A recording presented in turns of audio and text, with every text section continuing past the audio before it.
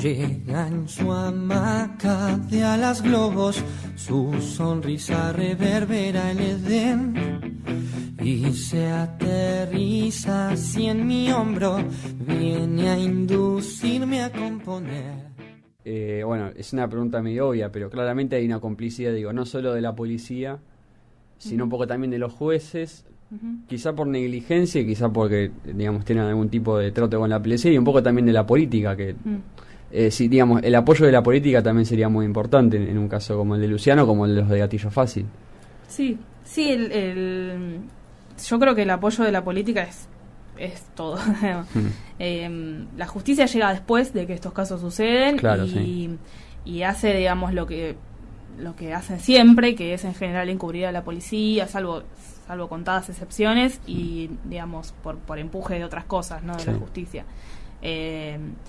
Lo cierto es que el poder político es el que tiene el poder, digamos, para definir todas estas cuestiones, porque el gatillo fácil, digamos, el incremento de la inseguridad a partir de la policía, porque es algo que nosotros también denunciamos, o sea, nosotros también nos roban, la inseguridad crece cuando aparece la policía. Digamos, la gente no entiende muchas veces que la policía en cierto punto es tan peligrosa como... Claro, es bueno, más pero eso es peligrosa responsabilidad de que quién, una salvación. digo. Bueno, claro, de la política. Sí. Claro, totalmente, digamos. Nosotros hace un mes que se hizo a los barrios una bajada de gendarmería, pero no te jodo, vos vas a la villa donde vivía Luciano y parece que es una ciudad, que hay estado de sitio, digamos. Está lleno de gendarmes. Hay 6, 7 gendarmes por esquina, más los que van por los pasillos con itacas, o sea... Es una situación de violencia muy zarpada que genera la política, son medidas políticas. La sociedad, de alguna manera, digamos, lo pide, pero también lo pide porque no hay otras soluciones, digamos, no se le ofrece otra cosa, digamos. Y también es un poco, es un círculo vicioso porque es lo que pasó justamente en donde vivía Luciano, que había inseguridad, la gente pedía seguridad, pusieron el destacamiento y a partir del destacamiento hubo más inseguridad y la gente pedía más policía. Digamos, es una especie de círculo vicioso que nunca se termina. Sí, la familia de Luciano, ¿cómo es que lo lleva desde que pasó, digamos? Digo, porque no debe ser fácil para una hermana, para una madre, ver que tu hermano o tu hijo de golpe desaparece y no sabes qué hacer y... Sí, yo creo que se dieron muchas cosas después de la desaparición de Luciano. Vanessa en ese momento estudiaba sociología en las facultades sociales de la UBA. Tenía un novio abogado, entonces creo que esas dos cuestiones, una facultad llena de militancia, con mucho recorrido en defender este tipo de casos, con un novio abogado que no estaba matriculado, pero que de todas maneras... Pero que sabía lo que tenía que hacer. Claro, digamos, le decía a Vanessa todo lo que tenía que hacer. Sabía lo que tenía que hacer hasta cierto punto porque, digamos, era un abogado sin experiencia, digamos, como que fue un baldazo de agua fría. Esas dos cosas mezcladas con que Van es una con las ganas, digamos. Claro. Con la impronta que tiene ella, con la apertura que tuvo a laburar con las organizaciones de Matanza para que el caso se hiciera conocido, con la seguridad que teníamos de que había sido la policía, un conjunto de cosas que en definitiva lo que hicieron fue que ella supiera desde el principio hacia dónde tenía que apuntar y que además, digamos, fue perfeccionando mucho su discurso, sus exigencias, la línea política de familiares, lo que pedimos, todo eso, digamos, fue cambiando, no porque seamos incoherentes, porque en definitiva las banderas son las mismas, pero fue cambiando mucho la dinámica del grupo. Pero me parece que sí, que tiene que ver con eso, que también tiene que ver con que tuvo un grupo de amigos del barrio incondicionales, nada, eso, que tuvo mucha compañía y que ella se abrió también a recibir ayuda. A ver, la familia o los amigos, el mismo Luciano, ¿crees que eran conscientes en cierto punto? O sea, cuando él le dijo que no, ¿crees que él era consciente que sabía que se la estaba jugando, digamos, que sabía que lo peor le podía pasar a partir de ahí o...? No sé si cuando le dijo que no, pero sí fue tomando conciencia. De hecho, Luciano, por su situación con la policía, en un momento... Hay un libro que escribió... Sí, lo leí. Damián, que es, bueno, viste que cuenta que en un momento por su situación con la policía se fue a Córdoba. Claro, sí. Y que...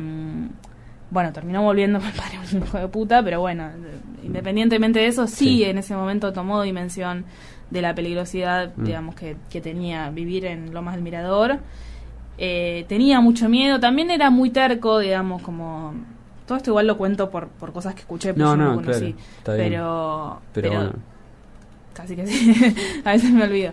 Pero esto, digo, también era muy terco y había cuestiones que no quería resignar, y en un punto me parece justo, digamos, porque no tiene por qué resignar una birra con amigos porque para nada, claro, la policía lo va a hostigar, pero bueno, digamos, de alguna manera eso ayudó a que se lo presionara cada vez más. Y sí, yo creo que sí tomó conciencia, y su familia también, y de hecho, digamos... Es por eso que la familia apunta a la policía también, digamos. Es por eso que la familia apunta a la policía, es por eso que costó tanto, después de la desaparición, comprobar que estaba siendo hostigado por la policía, porque no se había hecho ninguna denuncia por miedo. Claro. Por eso nosotros siempre decimos, y lo hablamos con los pibes del barrio y con todos, en general, que cuando se está recibiendo presión de la policía hay que hacer la denuncia, porque se puede hacer con identidad reservada y en una fiscalía, no hace falta hacerla. Todas cosas que no sabíamos. Imagínate que Luciano desapareció y fuimos al destacamento, digamos, a hacer la denuncia. Sí. Pero bueno, eso, es muy importante hacer la denuncia, digamos, por el recorrido del el primer paso del tiempo, que es lo más importante y es lo primero que se pierde. Las primeras 48 horas que son... Si no hay no hay un antecedente, digamos, con suerte, si hay antecedente, se lo busca, pero si no hay, seguro que no. Así que en ese sentido es muy importante. Bueno, diciendo esto, yo pensaba, digo, ustedes se deben haber vuelto también una especie de foco para muchas familias que pasan por la misma situación, no saben qué hacer y recurren a ustedes como una especie de ayuda, de decir, ¿qué hacemos? Así como vos citabas estos casos anteriores que han pasado iguales a los de Luciano, me imagino que se les acercan muchas familias. Sí, hay un montón de casos. A consultar. De hecho, es una deuda pendiente que tenemos nosotros, que seguramente si algún día tenemos el espacio del ex destacamento, vamos a poder hacerlo con ayuda, ¿no? Que es esto, digamos, poder asesorar. Una especie de centro de ayuda para... Sí, poder asesorar a las familias, por lo menos en ese primer protocolo de acción que es tan importante, que es tan importante que hagan valer determinados derechos que se pierden, digamos, el hecho de tener una copia de la denuncia, el hecho de hacer la denuncia, el hecho de denunciar en la fiscalía y no en la comisaría, de pedir que se los proteja, un montón de cuestiones que tienen que ver con burocracia, que si no se hacen, digamos... que nosotros en el día a día no lo sabemos, pero... Sí, totalmente, y que incluso se pueden hacer sin abogado.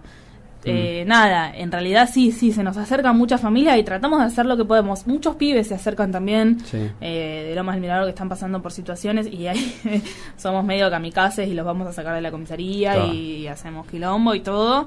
Pero bueno, sí, la verdad que sí, y a veces no damos abasto. Lo ideal sería tener recursos, digamos, para elaborar eso. Vos decías el ex destacamento, perdón la ignorancia porque en el momento en el que me perdí, el ex destacamento terminó o dejó de funcionar. Sí. ¿Hace cuánto, más o menos? Dejó de funcionar como destacamento, espera que me acuerde, 28 de diciembre de 2011, hace 2 años. Hace 2 años. En realidad nosotros, digamos, desde el principio pedimos que se cierre. Lo primero que se hizo fue trasladar, digamos, a los 8 policías que estaban de turno la noche en que Luciano desapareció, se los trasladó a otras comisarías del conurbano, digamos. Y siguen en funciones, digamos. No, ahora están separados. Eso fue la primera medida. Está bien. Nada, igual uno estaba en Don Bosco, que es la jurisdicción pegada a Loma del Mirador, el otro estaba en Ramos, el otro en Morón, digo, como estaban todos cerca. De hecho, tan lejos, claro. No, de hecho han amenazado a compañeros nuestros. Uy, me fui del micrófono. No hay problema. De hecho, algunos de ellos amenazaron a compañeros nuestros, tipo, cara a cara, siendo uno de los que se llevó a Luciana, pero bueno. Lo primero que se hizo fue separarlos de la fuerza. El destacamento siguió funcionando normalmente durante 3 años, y además secuencias muy perversas, como ir a denunciar la desaparición y ver que se limpiaban las paredes con lavandina, cosas muy fuertes. Después de 3 años, nosotros desde el principio pedimos que se cierre. Y después de 3 años, el intendente de La Matanza, Fernando Espinosa, accedió a cerrarlo y a convertirlo en un espacio para la memoria, que es lo que nosotros queríamos desde el principio. Hace 2 años esto se cerró. En realidad, digamos, la promesa de Espinosa me parece que fue medio tirada de los pelos. Nosotros le caímos en el municipio con Pérez Esquivel, que es el Premio Nobel de la Paz. Se sintió un poco presionado, cometió el error de hacer esa promesa. Después del cierre, nosotros tuvimos una mesa de diálogo con el director de Derechos Humanos de La Matanza, que es Miguel Rocha, que a todo esto, después de la desaparición de Luciano, lo primero que hicimos fue ir a la Dirección de Derechos Humanos de La Matanza y nos dijeron, dejen de denunciar porque le van a pegar un tiro. Digo, como, bueno, con ese tipo nos sentamos. Qué amable. Propuso cosas que nosotros no estábamos de acuerdo, porque además con este antecedente, digamos, de la Dirección de Derechos Humanos, cosas muy patéticas, como que haya un vacunatorio de perros en ese lugar, como que funcionen sindicatos afines a la gestión, digamos, Claro, cuestiones que tienen que ver, que yo creo que siguen con la línea de muchos espacios para la memoria recuperados de ser centros clandestinos en la dictadura, y que es re triste, la verdad. Nosotros no queríamos eso. En un principio sí teníamos intención de trabajar con el Estado de alguna manera amigable, digamos. Claro. Por ejemplo, para esto que te decía antes, nosotros queríamos recursos para poder laburar con la gente. Después nos dimos cuenta que el Estado, que en general los funcionarios no están preparados ni tienen la decisión política de prepararse para laburar con familiares de víctimas. No están interesados, No, para laburar con familiares de víctimas de la violencia institucional, y bueno, nada, no nos pusimos de acuerdo, se levantó esa mesa de diálogo y nos quedamos afuera del espacio, digamos. Ahí fue que apenas se cerró el lugar, muy tarde llegó la gendarmería por una medida cautelar, que, digamos, estaba en vigencia para que ese lugar no se modificara, que nosotros, digamos, no podemos elegir la fuerza que está ahí, no podemos elegir quién lo cuida, no nos queda otra que esté la gendarmería, pero en principio una medida cautelar nos parecía bien. Así que no pudimos acceder nosotros, pero tampoco pudo acceder el municipio, si bien estaba en sus manos el lugar. Y ahora, bueno, empezamos una vigilia en el lugar, también con esta intención, ¿no? La verdad que la gendarmería tiene que hacer cumplir esta medida cautelar, pero no puede durar 2 años, digamos. No, claro. Y nosotros, digamos, todo bien con la gendarmería, pero no confiamos en ninguna fuerza de seguridad como para que hagan... No es el mejor caso, digamos. Claro, por eso, como para que custodien un lugar durante tanto tiempo. Porque además una medida cautelar no puede durar 2 años, digamos, básicamente por eso.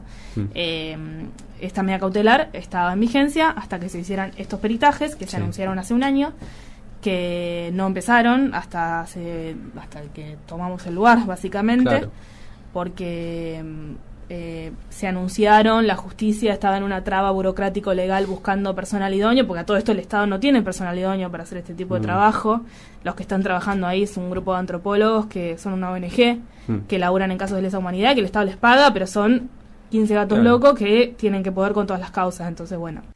Y aunque suene descabellado, extraño a este extraño ser.